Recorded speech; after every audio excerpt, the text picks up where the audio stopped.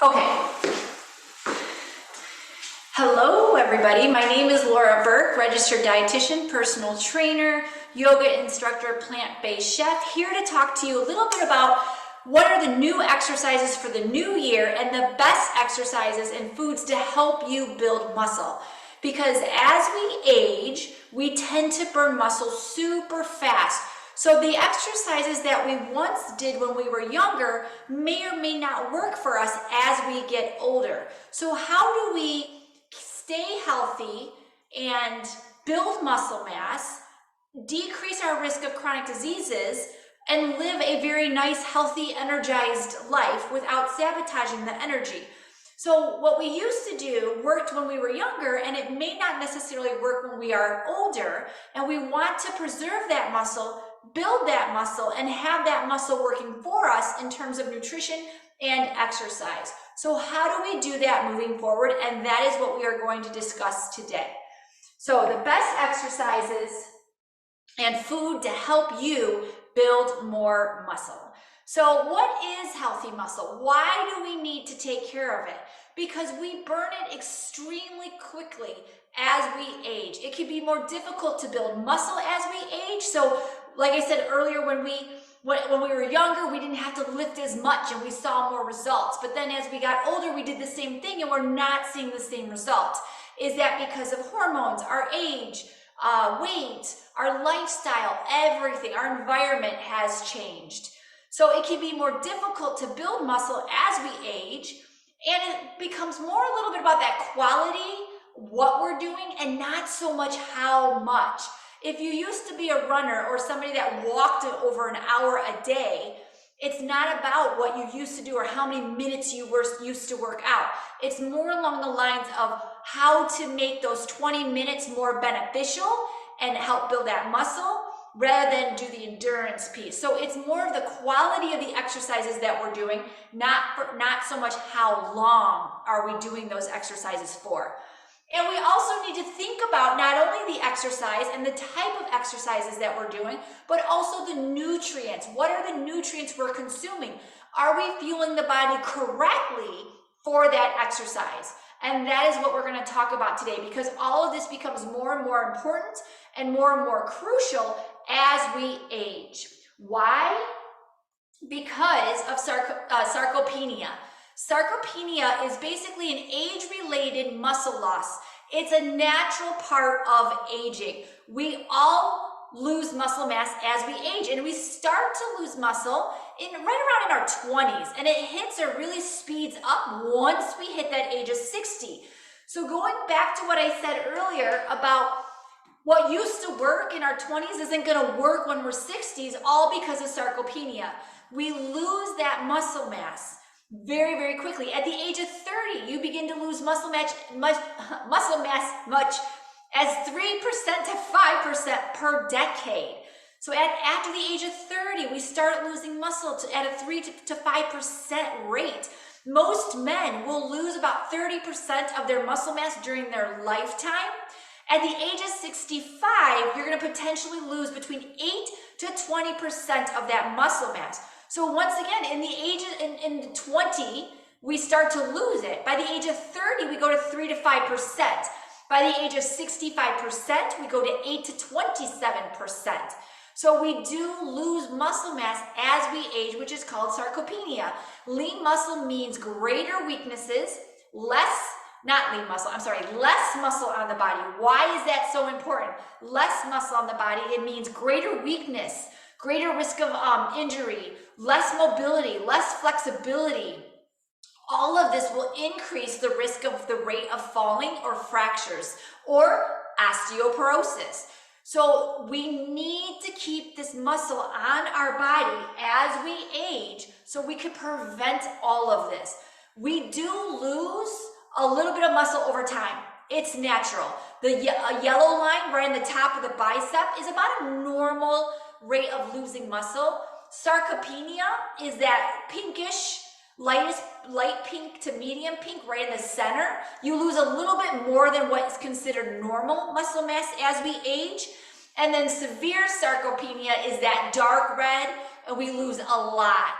And some of us may have gotten sick or we got diagnosed with some type of chronic disease, we look in the mirror and we see the skin kind of more hanging, doesn't look as toned, a little bit more cellulite might be showing. You just feel kind of soft and more flexible or squishy. It's not toned, defined, and it's strong.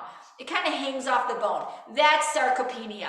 30 million are undiagnosed or unaware that they currently have sarcopenia. 88% of adults 55 plus are at risk of sarcopenia. 88% of 55 and older are at risk of losing muscle mass. Because of that age, we lose muscle mass really quickly, starting about that age of 60. 18 million have been clinically diagnosed with sarcopenia, and it's preventable, it's reversible, it's treatable, all without medications. But our doctors don't usually talk to us a little bit about sarcopenia. They don't really talk about strength training. They tell you to exercise, but they don't define exercise. They kind of let you lead to believe on what you might need to do, move the body more. And the majority of us will start walking. That is the most common exercise after the age of, I'd say, 50, maybe even 40s, and we walk. And walking is great, but walking is not going to decrease sarcopenia the fastest or the quickest or the healthiest way. Don't stop walking if you're currently walking, but we do need to change up that exercise to help build that muscle mass and prevent sarcopenia happening even more. We do need to build that muscle, and the easiest way to build that muscle is strength training. So once again, the muscle mass that is normal is on the top. You've got the bone in the center, you've got muscle around it, and then you have a layer of fat. Sarcopenia is the bone is in the center, you have less muscle, the muscle cells turn into more fat around the muscles, and that's what we see when we look in the mirror. You may get on the scale and the scale shows you a number that actually looks like you lost weight, but when you look in the mirror, you don't look defined. You look like the skin might be like slightly hanging off the bone, and that is why, because there's more fat than muscle. And the muscle is what keeps our skin nice and firm, our bones nice and healthy, and our joints are feeling better when we have stronger muscle mass around the bones. So we need to make sure that we keep our muscle on the bone and not have it turn into fat, because we need muscle mass to help us stay healthy for a variety of reasons, because sarcopenia is definitely increased by your sedentary lifestyle. If you don't move that body, if you sit more than 8 hours a day, there's what's called a sitting disease now, and majority of us are sitting 6 to 8 hours a day. So that increases muscle decrease, sarcopenia, changes in hormonal levels.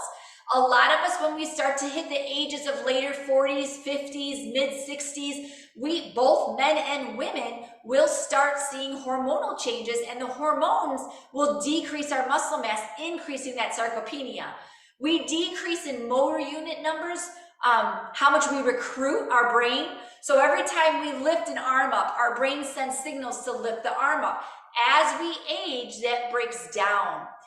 We decrease the number of muscle cells that turn into fat. We decrease the cellular function. We decrease the amount of cells, the size of the cell. We don't get or build new cells as much or as easy as we did when we were younger. So we really need to preserve those cells and the function and the health of the cells to help build that muscle mass. Mitochondria dysfunction, that's energy. A lot of us push too much, too long, too hard, and we're tired. We may increase more caffeine, or we eat more sugar to give us that false sense of energy, but we're breaking down the function of mitochondria, the energy within the cell. We want our body to produce our energy from our adrenal glands or other parts of our body, but as we age, this mitochondria actually decreases. That energy level decreases, and we don't recognize it and we don't acknowledge it, so we tend to push our body a little bit too far, too hard. Altered proteostasis, that's the breakdown of proteins. Some of us do not digest proteins as well as we once did. Our digestive system isn't as healthy. We have more inflammation in our gut. and it doesn't absorb the nutrients and break it down. So when we eat protein, we actually feel more bloated, we feel fuller, we have a harder time breaking it down. So we don't get the nutrients from the protein, which actually helps build muscle. And then lastly, what also increases sarcopenia is increased inflammation. The more processed foods we eat, the more sugars, the more chronic diseases we may have, the more increased inflammation our body has. The more inflammation our body has, the more it will shut down and not function efficiently. So we want to make sure that we decrease our inflammation so we can increase the muscle mass to decrease sarcopenia. So if you have joint pain, or you don't feel good, or you feel like you're dragging throughout the day, you might have extra inflammation in the body causing the increased risk of sarcopenia. So any number one of these will increase your risk of sarcopenia as we age. And we want to also take into consideration your hormones. Whenever our testosterone drops, our cortisol, stress hormone, increases, our DHEA decreases, our ghrelin, which is what makes you feel full, decreases, which happens during perimenopause and menopause.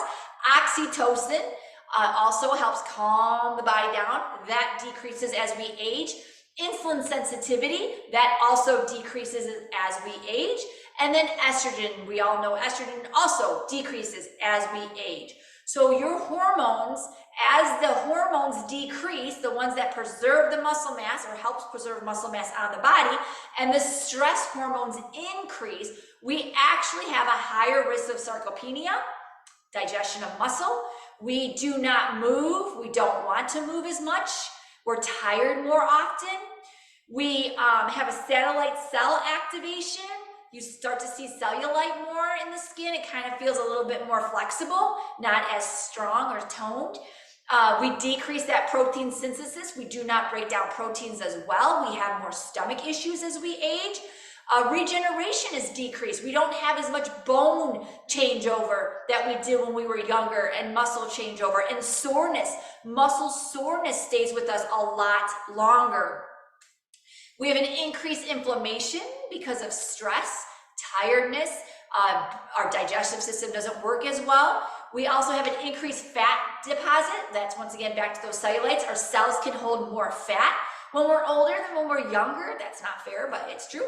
And then back to the proteolysis, which is breakdown of protein again. So as we age, our hormones decrease and we don't want to move as much. And when that happens, we tend to start seeing that sarcopenia. We break down our muscle mass so quickly because we're not using it. Because if you don't use it, you lose it.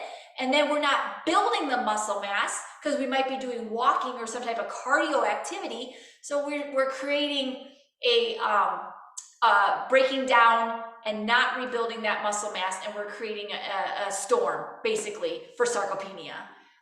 Perfect storm to break down our muscle mass.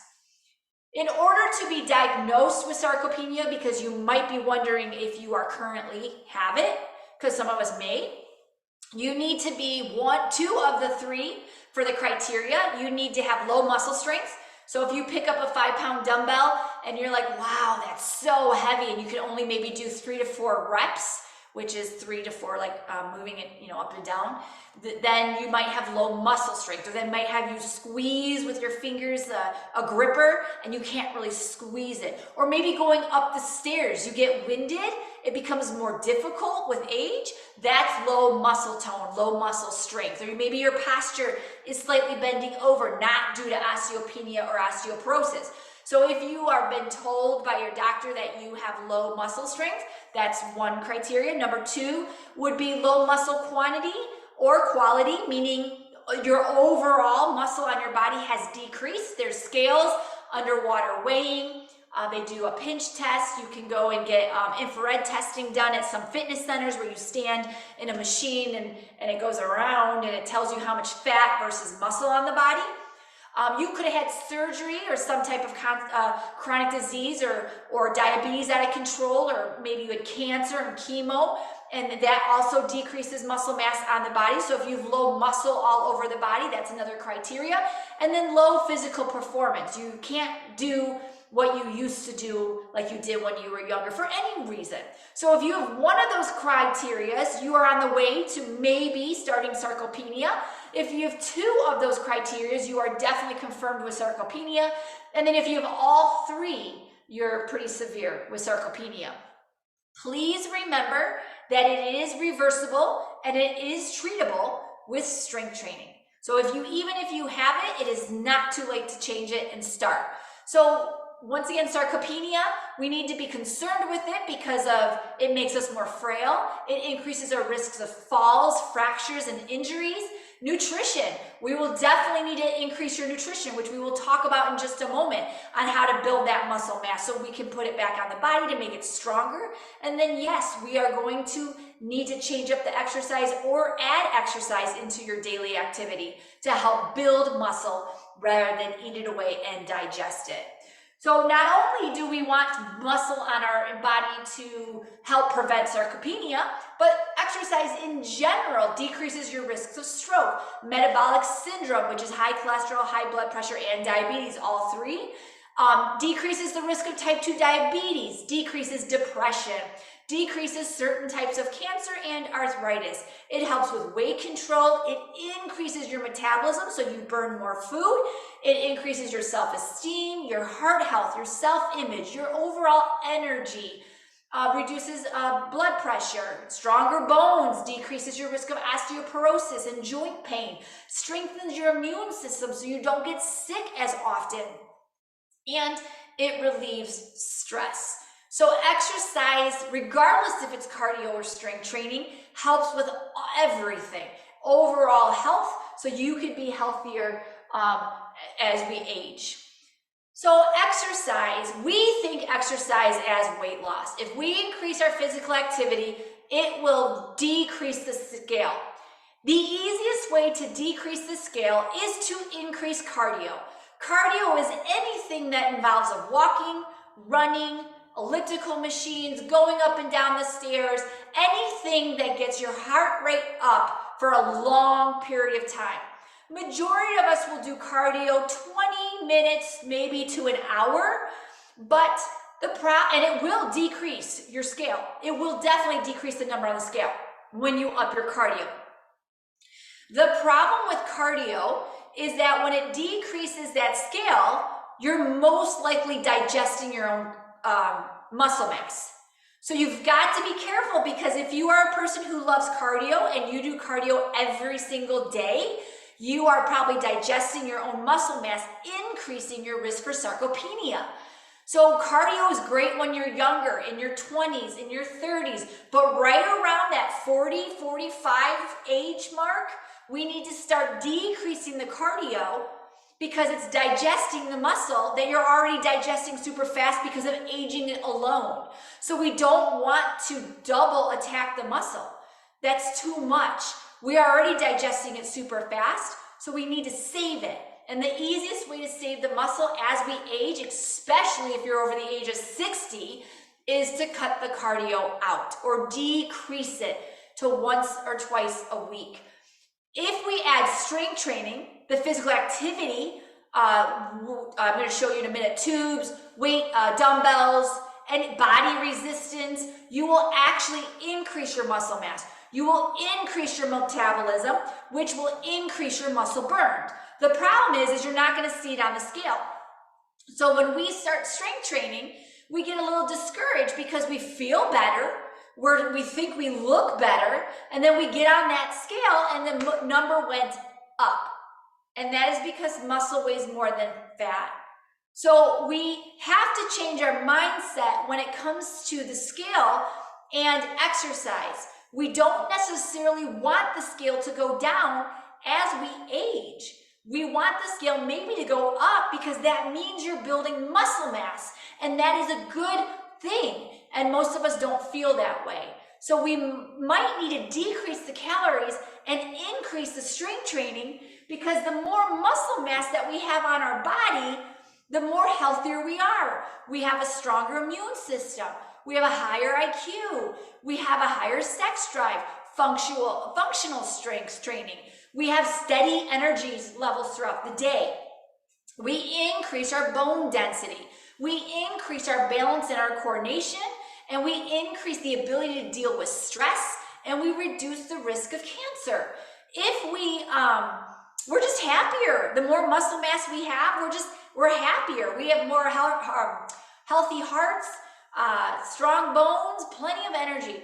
But if we're skinny fat, meaning we don't have a lot of muscle on our body and we got a lot of fat, more fat in our cells versus muscle in our cell, we have a weaker immune system. We're 2,200% more likely to develop sexual issues as we age. We have a higher risk of anxiety. We have a lot of fatigue, persistent fatigue all day long because we're emptying our adrenal glands with cardio. And our body can't handle the cardio as we age. A lot of us have a hard time with that. I know I do. We also, if we're more skinny fat, we also have more brittle bones. We have more fractures or stress fractures or stress reactions. We have more frequent injuries and we have a higher risk of heart disease. We're more depressed. We have a higher risk of Alzheimer's. We have increased fat tissue around the midsection. And then the increased risk of osteoporosis. So we want to make sure that we focus or change our focus to the strength training piece. Weightlifting in women builds muscle, which takes up less space than fat, and you drop sizes. May not be the scale, but you'll drop the sizes in your clothes. Your clothes will start feeling better. It also helps, the more strength training we do in women, it releases that feel-good endorphin. It reduces stress and we're happy. We reduce the anxiety piece. Increasing your metabolism with strength training will increasing metabolism during and after a workout will increase by 15%. If you do cardio, you're burning those calories while you're walking. As soon as you stop, your metabolism slows down. With strength training, you're burning the metabolism, burning up fat, increasing metabolism while you're building muscle, and then more throughout the day. So you actually burn more calories while you're building up muscle and breaking it down throughout the day versus when you're working out. That's a big difference between strength training and cardio. Strength training will also help reduce osteoporosis, improve your sleep quality, helps with fibromyalgia and joint pain, decreases the risk of heart disease and breast cancer, increases flexibility, and helps with your body image. There are so many benefits to strength training, and the number one reason why women do not strength train is because they don't want to build up bulky muscles. They don't want to look fat. They don't want to look like Hulk Hogan. And I'm here to tell you that our hormones will not allow us to do that as we age. Unless you are building a ton of muscle mass with over 100 pounds with a barbell, then you might be able to build up that muscle. And not only in order to build up that muscle, you have to hike your protein levels up, decrease carbohydrates and fat. So if you're really worried about building muscle mass, your body won't allow it just based on how you eat, but most of us are not body squatting over 150, 200 pounds, so we won't build that muscle mass. So I always encourage, especially women, to make sure you strength train and don't worry about picking up the 10 pounds or the 15-pound dumbbells because the way you eat, it won't let you get those big muscles. So I would encourage you to really start adding a little bit more muscle mass back into your daily exercise program.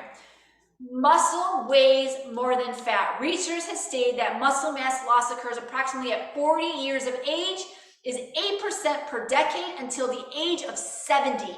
After 70, the loss increases to 15%. That's a lot. So after the age of 40, and we already talked before, starting at the ages of 20 and 30, our muscle mass decreases so quickly. And we need to increase our muscle mass. The more muscle we have on our body, the higher our metabolism will be, the stronger our bones is. And please remember that if we don't use it, we will lose our muscle mass, especially starting at the ages of 60 and over. Please remember that muscle does weigh more than fat. You will see an increase in that scale. Doesn't mean you gained fat, it means you gained muscle mass. Muscle does take up takes up less space on the body. So you look thinner even though you may weigh more. So it takes up less space, it burns more calories, it improves your bone mass, reduces injury risks, increases the definition to live longer in the muscle, to have that muscle cell live longer. A pound of muscle surface area is much smaller compared to a pound of fat. And that's kind of the comparison right here. Muscle is 18% more dense compared to fat. And that is how you increase your muscle mass. That's how you increase your metabolism, is by increasing your muscle mass. And the scale might go up, and that is okay. But you drop the clothes sizes and you look and feel better, and those endorphins are releasing those happy hormones, so you feel better. We're not draining the body. So the more muscle we have on the body, the faster metabolism is. Metabolism is the process that your body performs to burn and use calories. Unused calories turned into pounds and unwanted weight gain. Fat does not burn calories.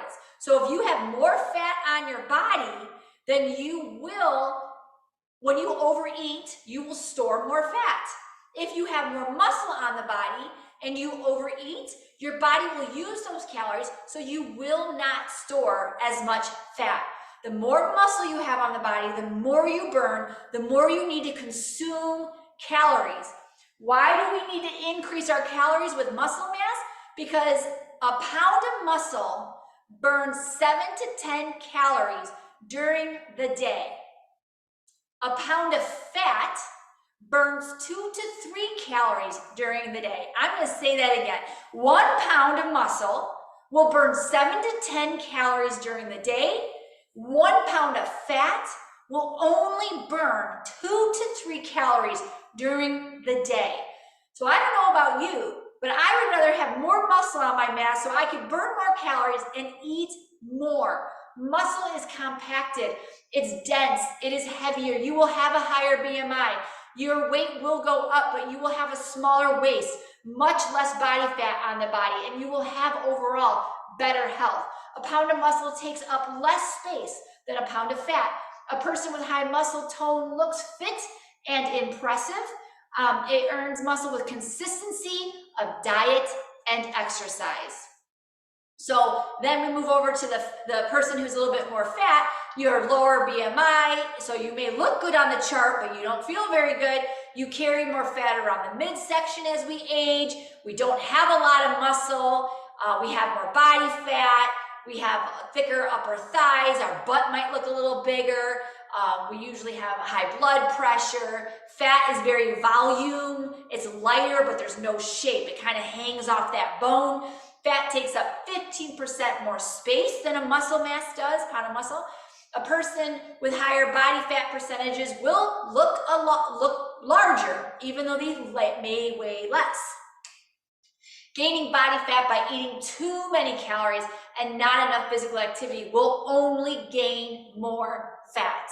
So if you're already on the skinny fat side and you overconsume calories, you are more likely to gain that and hold that as more fat than the person who is muscular. They will burn it, use it, and get rid of it a lot faster than someone that has more fat on their body.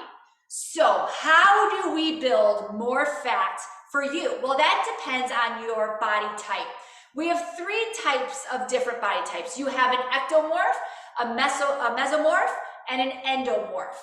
So basically, the ectomorph is somebody who's very small framed. They have small wrist bones right here. Their bone structure's smaller. Their shoulders from left to right is a little bit more narrower. They have a flat or a small chest. They have small shoulders. They're very thin looking. They have lean muscle mass, so that it doesn't look like they have a lot of fat on them. And they find it extremely difficult to gain weight and muscle. And they have a very fast metabolism. They were just blessed with a little bit higher of a fast metabolism, so they can't really build muscle, they can't really gain weight, And you would think they're really happy people, but they might want to actually get a little stronger. And it's very difficult for them to do that because that metabolism burns their muscle mass twice as fast than someone who has a slow metabolism. A lot of us want faster metabolism, but that comes with the price. You do burn muscle mass a lot faster. So then you have the mesomorph. They're the people in the middle. They're athletic. They look strong. They have generally a hard body. They're well-defined muscles. They have more of a rectangular shaped body. They're extremely strong looking. They gain muscle super easy, and they gain fat easy as well. These are the type of people who tell everybody, I have to do cardio, otherwise I get too big. Or I don't like my legs look because I can really build up the muscle mass and look like I've got big legs. So this is the mesomorph. They gain muscle very easily, but they also gain fat very easily, and they're very athletic. And then we have the endomorph. The endomorph is more of a rounder build. They're soft, they have a round body, they gain muscle and fat very easily, especially in the midsection. They tend to be shorter, a little bit more stockier. They have that round physique. They find it hard to lose fat. They do have a slower metabolism, and their muscle isn't well defined, and they feel like they work out and it just doesn't work for them. They just don't see any result. So you can find where you are depending on your frame and the way your body looks. And that is how we're going to exercise moving forward, is based on what type of body type you have. So for example, going back to that really thin ectomorph type person, you want short and intense cardio. You do not want to do long hours of walking or running or biking, whatever it may be. You want more of that HIIT cardio, that short bursts of interval, Tabata. You want to focus on big muscle group when it comes to strength training. Your biggest muscle groups are your legs, your butt, and your back. So if you're a type of person and you know you've got ectomorphs and you want to build up your arms and you're doing bicep curls and a lateral raise and some shoulder presses, you're not going to see a big result. But if you do some power cleans or deadlifts or squats, overhead squats, total body movement, you're going to see more of a result because you're working the larger muscles. In ectomorph, because they have a high, fast metabolism, they definitely need to eat more often during the day, and especially before night, because they're going to break down that muscle mass a lot faster than others who have a slower metabolism during the evening time, during the fasting, sleeping mode. So they need to eat right when they get up in the morning before a workout, right before they go to bed, and also every 2 to 3 hours during that day to keep that body burning fat and building muscle. Because if they have a fast metabolism, they go work out and then they don't eat for hours, they're digesting and breaking down muscle at the same time, they will not see results. Your mesomorph type of person, that athletic rectangular shape, the defined, the one that gains more muscle but also gains more fat, they do need to keep their cardio. They need to do cardio 3 to 5 times a day, 20 to 30 minutes. It could be a nice long walk, run, bike, but the cardio will keep that muscle down so they don't build it so easily. And I recommend cardio after strength training, because most people will do cardio and they won't leave time for strength training, and then they leave and they go out the door. These are the people who need to strength train first. They need to build that muscle up first before they burn it. And they don't keep it down so it doesn't build so quickly, so up. So strength train first, then cardio. Cardio 3 to 5 times, 20 to 30 minutes a day. Could be just nice leisurely walking or running or biking. Doesn't have to be hardcore cardio. But the strength training, they'll respond best to weight training and watching their calories. These are the people who need balance. If they go too heavy on the protein, they're going to build that muscle up too quickly. If they go heavy on carbohydrates, they're going to build up fat too quickly. So these are the people who will keep their macros right around 40% of carbohydrates, 20 to 30% proteins, 20 to 30% fat. Your mesomorph just kind of need a nice, round, balanced workout. They need cardio, they need strength training, they need to keep their proteins and their carbohydrates really well balanced. The ectomorph, regarding nutrition, they're going to want to increase their protein levels up and their carbohydrates. They get to go a little higher. They get to eat more calories because they burn everything super quickly. Your endomorph, that soft, round, stocky build, feels like they can't get anywhere. They see no results. They always do cardio training and weight training, and they need to watch the calories. Their cardio, they can do cardio every single day to help them burn fat, but they also need to do weight training every single day. May not necessarily be the same body part, but they should do strength training every single day. These are the people that need to do a little extra work every day to keep it a little bit more consistent so that they can build that muscle and decrease fat at the same time. They need to watch their calories because they do have a tendency to gain weight very quickly because they have a slower metabolism.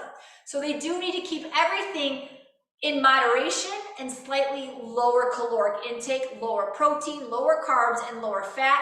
Otherwise, they're going to gain that weight.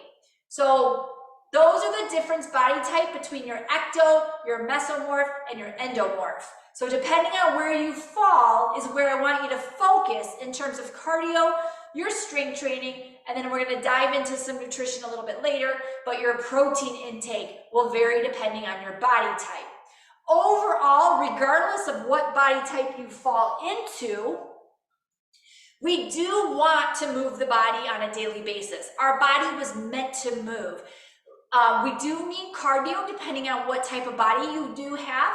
And if you do love cardio mentally because it helps reduce stress, then like a lighter, fun walk, a leisure recovery bike ride, elliptical machine. Don't go hardcore on the cardio.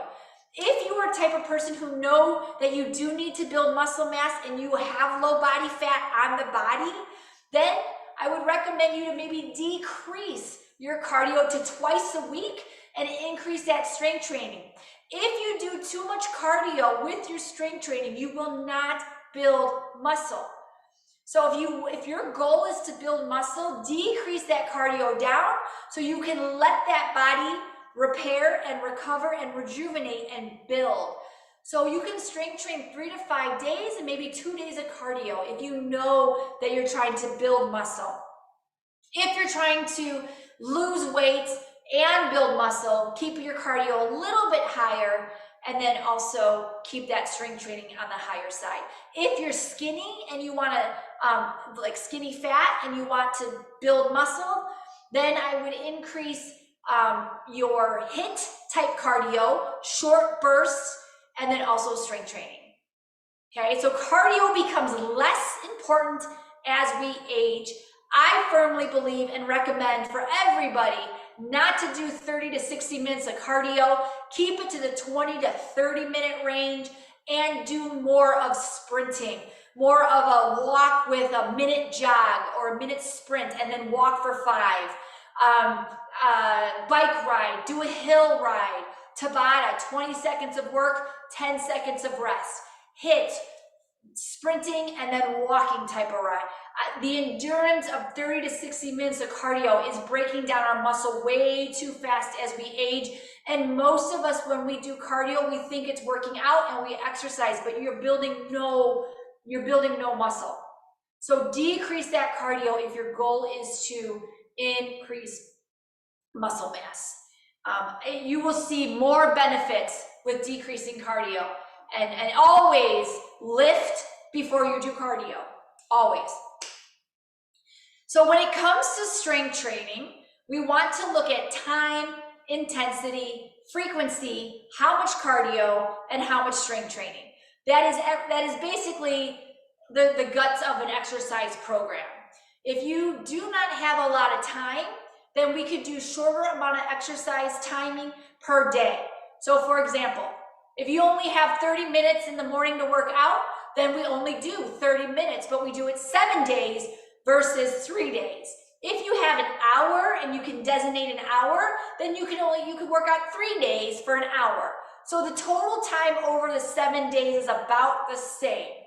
If you break it down to 7 days, then we can go into body parts, upper, lower, upper, lower. If you only have 3 days for an hour, then we do more of a total body, but you're hitting the same body part twice a week. And that is what's gonna make you see more strength training results. What do I mean by that? If you do total body Monday, Wednesday, Friday, you've hit the same muscle groups 3 times, you will break that muscle down and build it, and you will see more results. If you do total body once a week, you're not going to see as much results. If you break it down into 2 parts, upper, lower every single day, you're going to hit the upper body 3 times, you hit the lower 3 times. Once again, end result is the same. So you can determine on how much time based on your schedule. Intensity, that goes for cardio and strength training. Intensity is how hard it is. If you're walking on a treadmill and you're reading a book and you're sitting there for over an hour and you're like, oh wow, that was fun, I barely sweat, I can still just walk out the door with my hair looking all great, not high intensity. That really didn't do much for you. You burned a little bit of fat, but you didn't build any muscle. You did move the body, so it's great for some joints, but other than that, that's about it. If we take that intensity up a little bit by adding a 1-minute sprint to every 5 minutes of walking, you will build muscle mass because you're using different muscle fibers in the leg, and you will burn more calories on and off the treadmill just by adding a sprint in. So increasing the intensity will make a huge difference in terms of cardio, and then also when you're strength training. If you can sit here and do a bicep curl for 5 with 5-pound weights, 100 reps, no. We need to increase that strength training so that you can move that weight up to 10 to 15 pounds, drop it down to 5 or 6 reps only. The resistance level, intensity level is higher, therefore you will build that muscle more. So increasing time, increasing the intensity and the frequency is how many days per week we do it. The body parts will make a huge difference in your exercise program. And that is what we need to look at. We need to look at the quality of the strength training more than just cardio. And oh, I moved my body and I worked out. Building muscle contributes to higher metabolism, better balance, reducing the risk of injury, and it really helps you age more healthy. So we really need to look at your exercise program and the quality of that exercise program so that it helps us in every aspects of our life, sleeping better, our postures, our health, our flexibility, coordination, balance, higher muscle mass. We want to increase that muscle mass. We need to increase that muscle mass. I cannot stress that enough. I work with so many people who do cardio after cardio after cardio, and they do no or very little strength training, and they are not seeing the results that they want because they're not putting the intensity and the frequency and the demand on that muscle. Also, if we have more muscle on our body, we actually think better. We have a higher thinking level. We can make quicker decisions. We can plan, increase memory, be more creative. We increase our overall brain health just with strength training alone. So not only does it help the body, but it also helps our brain, and we're also just have more stable energy. It improves, we feel better, we have more endurance, we could do things for a longer period of time, we can walk up higher steps, our spine is straighter, we breathe more better with our lung function, we deliver nutrients to our body more efficiently. We're just overall healthier just with strength training alone. There's a lot of different types of strength training programs, but every single strength training program needs about a 5-minute warm-up. Please do not just wake up and start working out. The body doesn't like to do that. You don't like to jump up when the alarm goes off, and neither does your body. So please give your body some room to warm up by walking around for 5 minutes, get some lubrication in the joints, get the muscles waking up, get some blood flow in there. 20 minutes of cardio, that's all you need, but increase the intensity of that cardio by adding the hills, the HIIT, and also the Tabatas, 20 seconds on, 10 seconds off, and then we need to strength train. Strength train actually before cardio. I should have flipped those. Strength train first, then cardio, and then 5 minutes of stretching. You cannot outrun or outwork a diet. So please remember that nutrition is also extremely important when it comes to your exercise. And we're going to talk about how to fuel the body appropriately so you can help build that muscle mass. But the best way to build muscle mass is to break the body down into body parts. Do upper body Monday, lower body Tuesday, upper body Wednesday, lower body Thursday, and then you have the weekend off, or do total on Friday, and then weekend off on Sunday, yoga on Sunday to help stretch. I always recommend flexibility on one day, stretch out that body. 1 day of rest where you do nothing is also recommended in the 7-day week plan. So I like Monday upper body, Tuesday lower body, Wednesday maybe yoga, Thursday upper body, Friday lower body, Saturday maybe some type of flexibility, foam rolling, and then Sunday you're off. So you want to try to hit those muscle groups at least 2 to 3 times, and you want to make sure that you have a little bit of cardio to move the body. You can do your strength training with body weight, which is your own body, push-ups, pull-ups, crunches, squats. You can use free weights if you have barbells and dumbbells. Increase from 5 pounds. If you have 8 pounds, 10 pounds, 12 pounds, 15 pounds, shorten up the amount of repetition. If you're doing 5 pounds at 12 to 15 reps, increase it to 10 and maybe only do 4 or 5. You will see more result by increasing the weight of the dumbbell and moving the joint only, 5 times, 6 times. One, repetition is really hard on the joint, so you're going to create more elbow pain by doing 12 reps of 5 biceps, versus if we had 10 pounds and we slowed it down. That's another key. Slow it down, and we do it only 5 to 6 reps, because then you won't move the muscle joint as much, and you'll build that muscle. You'll break it down in order to build it up. You can do it with your body weight. You can do it with free weights. You can do it with resistance. These tubes are great. If you don't have room for a gym, you can buy these tubes and these bands, and they create so much resistance, and it also will help break down the muscle and tone it up. And you can also use weight machines if you happen to have a gym membership.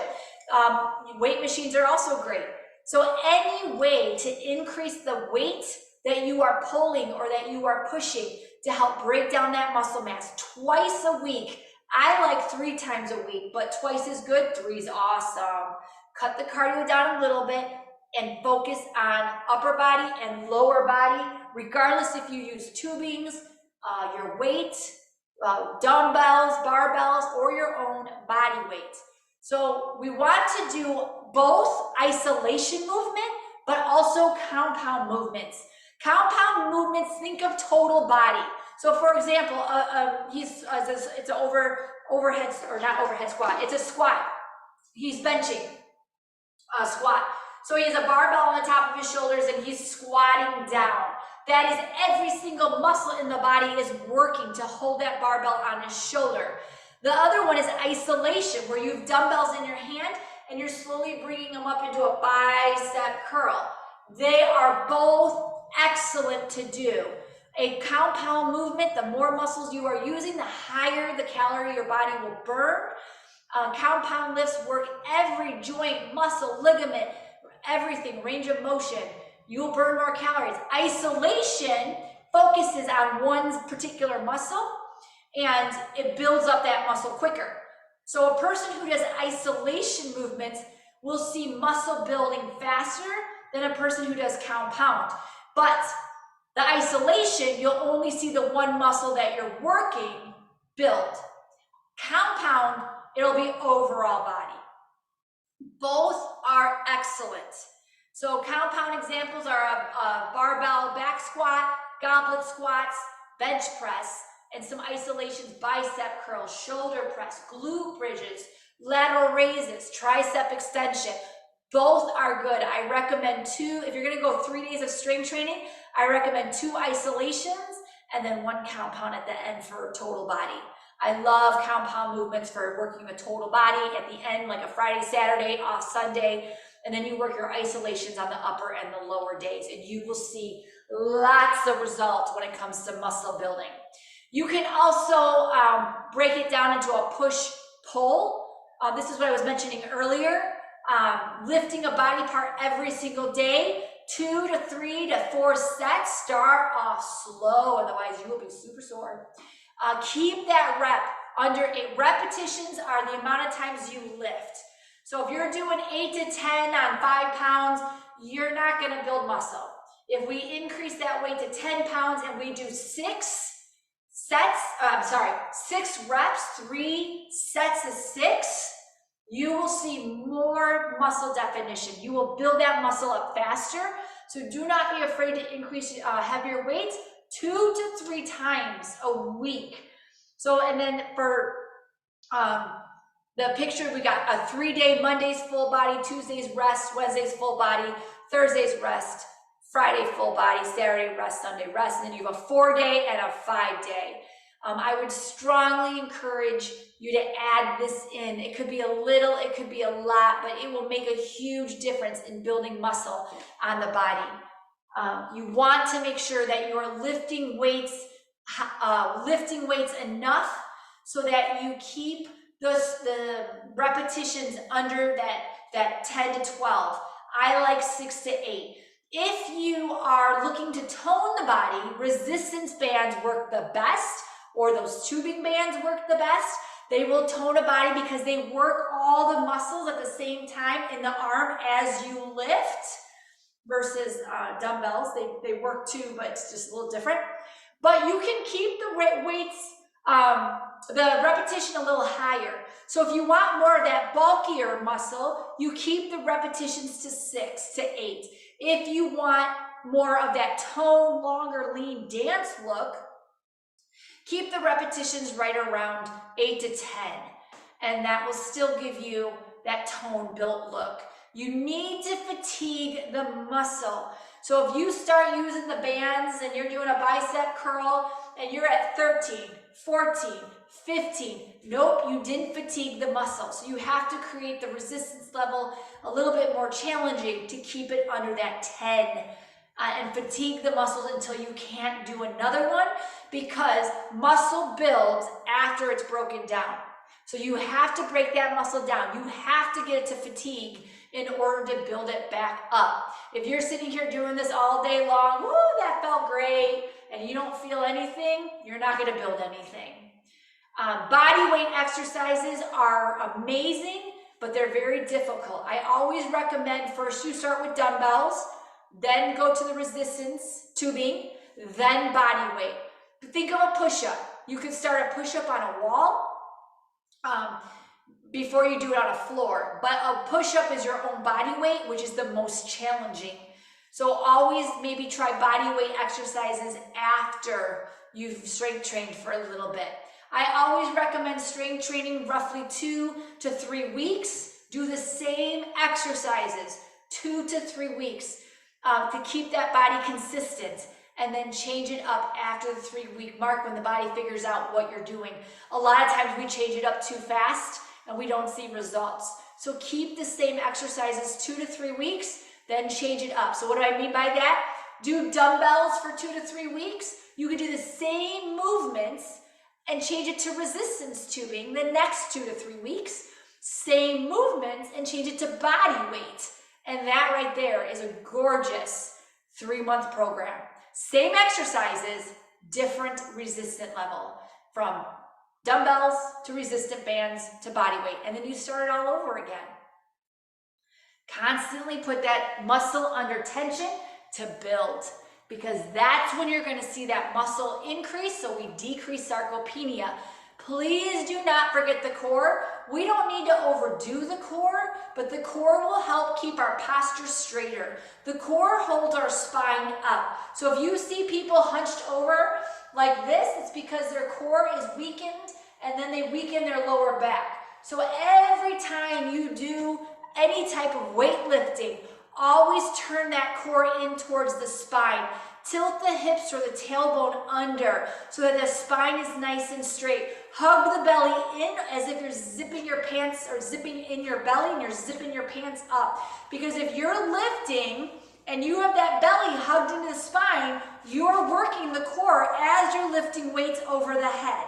You don't need to do a lot of crunches. I love planks because you work every single muscle in the body when you're doing a plank, but you don't have to do a ton of core. You can work the core as you're lifting. But I love these types of core for more balance and total body workout, not just sit-ups and crunches.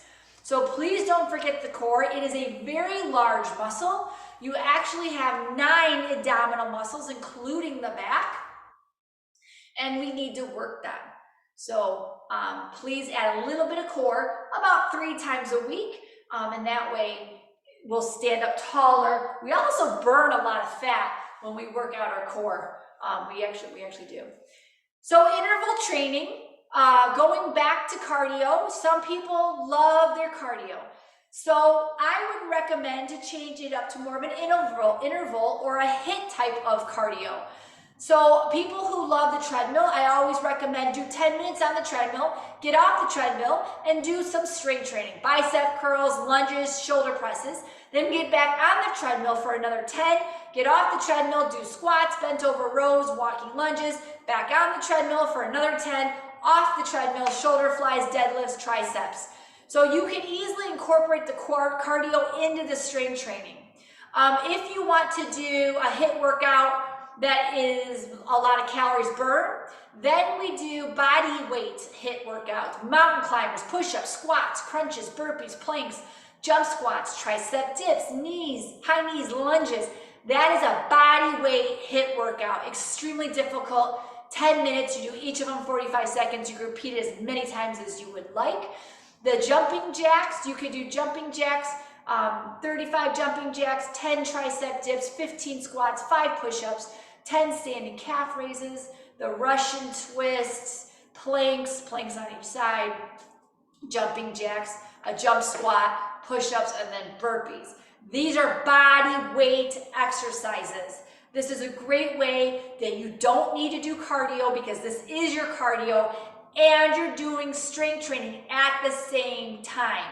I mean, think of a burpee. When you go down the floor into a push-up, back into a plank, stand up, jump up.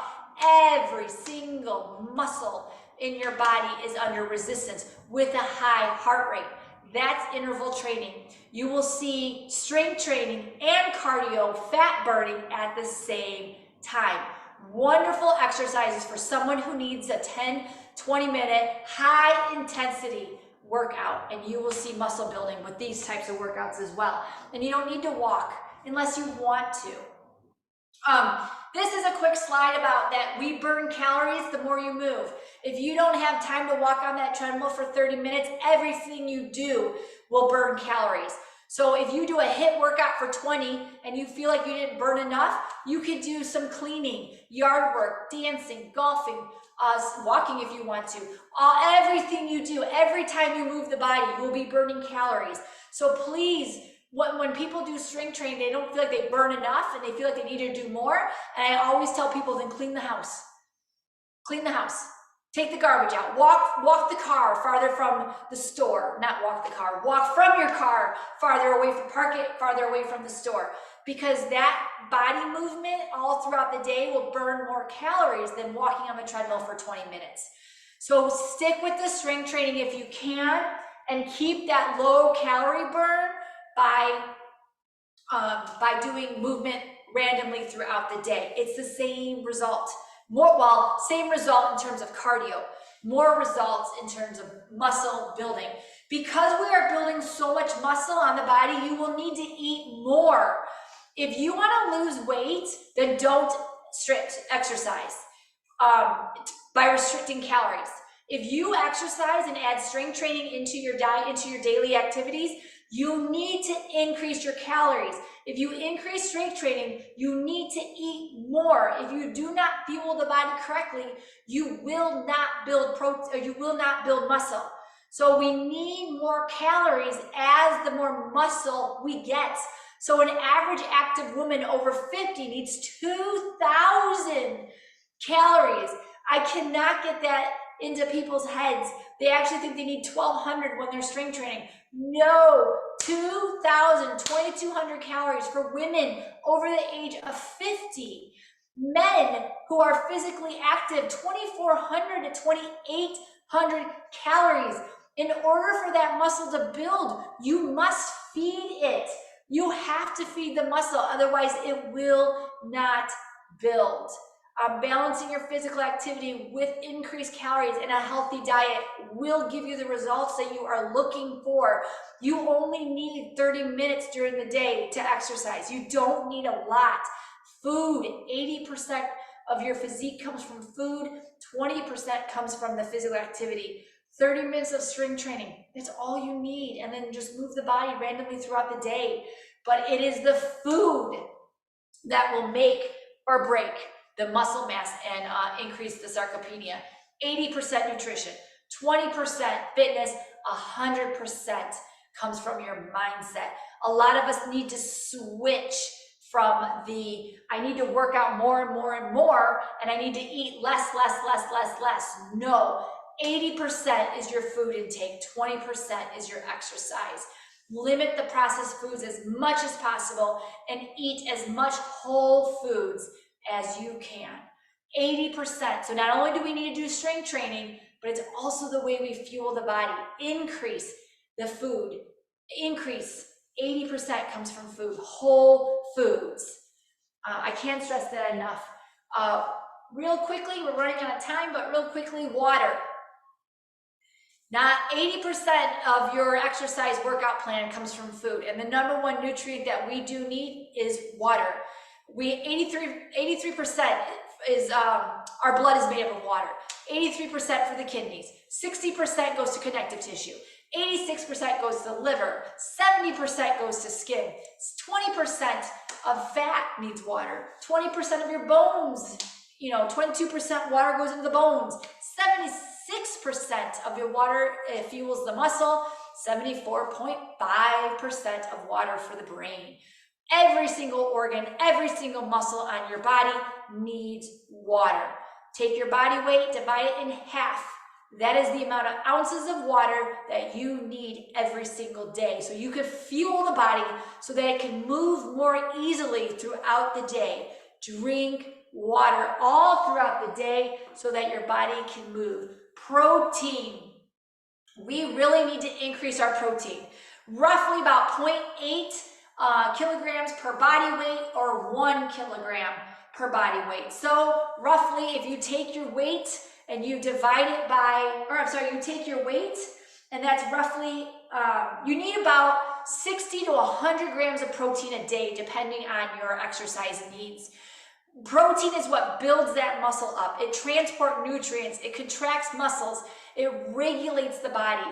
We need good, clean proteins because that is what's going to build our muscle mass and prevent sarcopenia.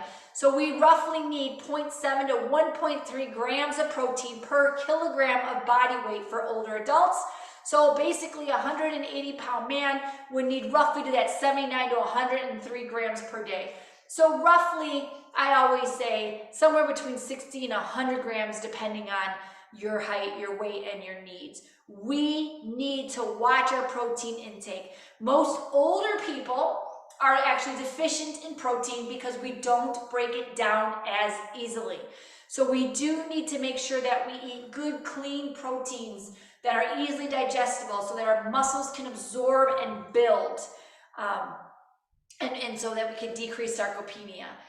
We are not deficient in protein, but we do have a hard time breaking it down and absorbing the nutrients. So we do need to make sure that we increase our protein intake as we age. So for example, a 3.5 ounce of lean chicken and salmon is 31 grams. 6 ounces of plain Greek yogurt, 17 grams. 1 cup of milk is 9 grams of protein. 1 cup of cooked beans is 18 grams of protein. So by adding more protein into our diet all throughout the day, you'll build up that muscle mass, increase your metabolism, decrease fat, and increase your overall health. 3 to 6 protein servings a day. So we need roughly, like I said, 60 to 100 grams of protein a day. And I know a lot of you are saying that's a lot. So start small, start gradual. Make sure you drink a lot of water. Make sure you add in higher protein foods from meats, poultries, fishes, cheeses, eggs, peanut butter, beans, milks, Greek yogurts, nuts, seeds, all have protein in them. Not only those, but also vegetarian options have a ton of protein in there. Red lentils, 63.1 grams of carbs, 23.9 grams of protein for red lentils, and that's compared to ground beef, which is 0 carbs and 21 grams of protein. So red lentils, 100 grams of red lentils equals roughly the same amount of protein that you find in 100 grams of ground beef. So you don't necessarily need to eat meat. It's very hard to digest meat as we age. A lot of your green vegetables have high protein. 49% of your spinach is protein. 45% of your kale is protein. 45% of your broccoli is protein. 40% of your cauliflower is protein. 38% of your mushrooms is protein. So as you see, you can also increase vegetables, which are easier to digest than meats, and we can get that protein level up to build muscle. So your beef has about 25.8%, your chickens have 23%, and your eggs have 12%. So we can increase protein through our vegetables, which are easy to digest, and they will also help build muscle and decrease inflammation. When it comes to protein powder, these are the 2 brands that I think are very clean and very healthy for you. If you feel that you need a protein supplement to help because you're just not a big eater, then you can add 30 grams to 40 grams by adding 1 to 2 scoops. It is best to eat protein right after your strength training program. I always recommend to eat before your exercise program within 30 minutes. You could have some type of a simple carbohydrate, piece of bread, granola bar, something banana, something very easy to break down and digest. But after you strength train, increase or eat protein foods or a protein powder within 30 minutes after you work out. So for example, 8 ounces of chocolate milk has 22 grams of carbs and 8 grams of protein. Have a glass of chocolate milk within 30 minutes after your workout, because that is what's going to build up the muscle so it will grow and we will decrease fat. So just add protein within 30 minutes after every single workout. If you work out in the morning, then make sure you have a high protein breakfast. Greek yogurt with some granola, maybe an egg on the side, and that's a beautiful high protein breakfast to help build that muscle mass on the body after you broke it down and strength trained. So some of your highest fiber foods for muscle would be chickpeas, bananas, brown rice, almonds, avocados, lentils, quinoa, and raspberries. These are some really awesome foods that really help muscles grow and rebuild. They're higher in protein. They have fiber, which helps stabilize blood sugars and stabilize your energies, along with the muscle, so it helps stays on the body longer. Please remember, as we age, we are breaking down our muscle quickly. So we need something to keep our body away from building muscle, or away from digesting muscle, and that is fiber. Fiber keeps the food in the system longer, so you don't waste and burn muscle mass. We want high protein, high fiber to help the body burn fat and not muscle, especially as we age. We need to save that muscle on the body, especially if we've increased our strength training, which I hope you all will after this. So add that fiber. Most of your fiber foods are found in fruits and vegetables and your whole grains, your dark whole grains, the browns. Vary up your protein sources. Protein and fiber and water are the 3 most important nutrients to feed that muscle after you broke it down by strength training. So we need to make sure we add water, protein, and fiber. Carbohydrates are great for cardio. We don't need a lot. We do need cardio or carbohydrates right before we exercise, keep our blood sugars a little bit elevated, but we really don't need a lot. So a simple carbohydrate before you exercise that's quick to digest is great. And then through the rest of the day, you just need complex carbohydrates, the high fiber, stabilize that energy, keep the body away from digesting that muscle. I'm not going to go into a lot of detail about food because this was mostly about exercises, but we do want to make sure that we're eating enough protein. We do need carbohydrates to help give our body energy, so we leave the muscle on the body. So here are some complex carbohydrates that are high in fiber: raspberries, black beans, whole wheat cereals, plantains, pinto beans, brown rice, buckwheat, sweet potatoes, white potatoes, bananas, whole grain breads, and chickpeas. Fabulous types of carbohydrates, and there's a whole list here as well. High carbohydrate for muscle building. They are high fiber. If you ate straight sugar or candy, that's not going to build a muscle. It's going to play around with your insulin levels, decrease them, and your body will burn more muscle with sugar. So these are high fiber to keep the muscle on the body, to protect the muscle on the body. So complex carbohydrates, high fiber carbohydrates will maintain that muscle on your body a lot longer and more than sugary processed foods. Eat at least 3 ounces of a whole grain cereal, bread, crackers, rice, pasta every single day. Choose healthy fats. Fat is also important, but not that important when it comes to strength training. Fat stabilizes blood sugars as well. So you want to make sure that you pick good polyunsaturated fat, monounsaturated fat, because that is what will help maintain brain health, stabilize blood energies, which will also help preserve muscle on the body. Because if your body is deficient in any type of nutrient, it won't work as well, and the muscle will take the hit. We have more muscle that is so easily burned on the body. The body chooses to burn it quickly. Doesn't choose it, but it would prefer it because it's easy. So we need to provide the right nutrients for the body so that you're overall balanced, so the body doesn't burn calories or burn muscle. So the easiest way I can explain that is, if you're super starving, you will eat anything in sight. If the body's super hungry, it will eat anything in sight. There's more muscle than there is fat sometimes, so your body will digest muscle before fat. It's just easier. So we want to prevent that by giving the body the most nutrients it needs, and fat, making sure that we have healthy fats along with the fiber, carbohydrates, and protein, so the body will have enough energy to burn fat and leave the muscle on the body, especially as we age. I'm really not going to talk about sodium. Just make sure you drink water.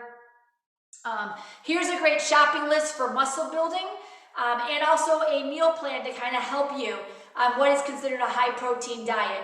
So for example, breakfast, we have some scrambled eggs and salmon, 4 scrambled eggs, salmon with some oil. Snacks, we've got yogurt with some almonds. Lunches, we got potatoes with tuna, sweet corn, banana. Snack, you have 2 slices of bread with peanut butter. Dinner, we've got chicken and some rice and some vegetables. So once again, total calories, 3,337, 130 grams of protein, 163 grams of carbs, and 49 grams of fat. I wanted to put this on the slide because I wanted to show you that we actually need to eat a lot more food to maintain our muscle mass. And one of the reasons why we are so into sarcopenia right now, or decreased muscle mass, is because we are doing too much cardio, we are not eating enough, and we are not building muscle with strength training. So we need to increase strength training, we need to increase our food intake, and we need to decrease our cardio. Here are some more examples of meal plans of higher protein foods that will help build muscle, and more calories that will build muscle. You will not put on fat if you have more muscle mass on your body. There's this idea that if we eat more, we're going to gain fat. No, if you're fat and you eat more, your body will store more as fat. Higher fat content on the body, not calling you fat, but if you have a higher body fat percentage, you will store more fat. So build up that muscle, increase your calories so that your body can build that muscle, and it will burn more fat. It will. It will. You gotta trust me on this one. Gotta trust me on this one. Plan your exercise and your nutrition, set your goals, measure BMI, use a measurement for your body. Do a body fat test if you want to know how much body fat you have on it, so we can watch decrease your body fat. I can do this for you as well. Reach out. I have a scale. I got the measurements, and I can let you know what your body fat is. If you need an exercise program, please reach out as well, and I would love to talk to you so I can give you a meal plan plus an exercise program to help you build that muscle mass so we don't decrease it. Please be patient. It takes weeks for you to start seeing real results and increase that muscle. Your body fat didn't increase overnight, so we can't expect our muscle mass to increase overnight. So reanalyze your goals. If something's not working, change it. So one of the things that I mentioned, increasing the muscle mass, was increasing the weights, the resistance tubing, increasing the amount of weights you lift per week, decreasing cardios, increasing the protein, increasing fiber. Any one of those changes will make results within your exercise program. So this presentation went a little long. I apologize, but please remember that every time you eat, it's an opportunity to nourish your body. If you have any questions or you need help with an exercise program or a meal plan, please reach out to my email, my website, my phone number. I'm on all social medias. And I also have a nutrition, an exercise fitness nutrition group on Facebook that I give out tips and tricks to help increase your muscle mass, decrease fat, and increase your health. So I thank you so much for your time. And if you have any questions, please let me know.